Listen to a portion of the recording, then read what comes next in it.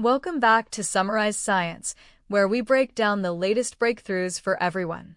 Today we are looking at a new paper titled BAGEL, which stands for a benchmark for evaluating animal knowledge expertise in language models. The researchers from the Earth Species Project and NYU want to know if AI actually understands the natural world or if it is just repeating memorized text. To find out, they created a specialized test that moves beyond general trivia and into the territory of real scientific expertise.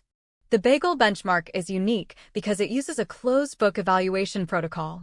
This means the AI is not allowed to use a search engine or external databases while it is taking the test. It has to rely entirely on the information it learned during its initial training phase.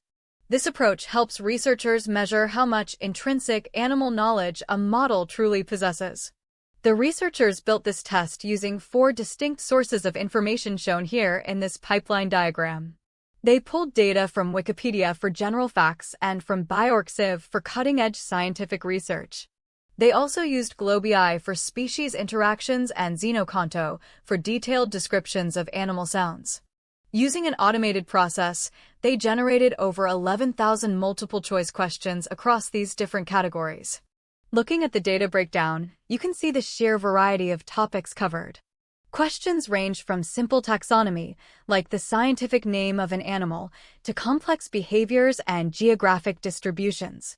One particularly interesting category is bioacoustics, which asks the AI to describe the frequency and duration of animal calls. These questions are designed to be difficult, testing things like how a species reacts to different substrates in its environment. When it came time to actually test the models, the researchers compared famous closed-source AI with several open-weight models. You can see in this table that the top-tier models like GPT 5.4 and Claude Opus performed very well on Wikipedia facts. However, even the smartest models saw a significant drop in accuracy when it came to the Xenoconto sound data. This suggests that while AI is great at reading encyclopedias, it has a harder time understanding the physical properties of sound. On this page, we can see real examples of the questions the AI had to answer. One question asks about the distinct call types of the Andean flamingo, while another tests knowledge of sea anemone reproduction. Each question is labeled with a difficulty level based on whether the best AI models got it right or wrong. This granular approach allows scientists to see exactly where the knowledge gaps exist in modern technology. The researchers found a specific Xenoconto gap where models were consistently weak.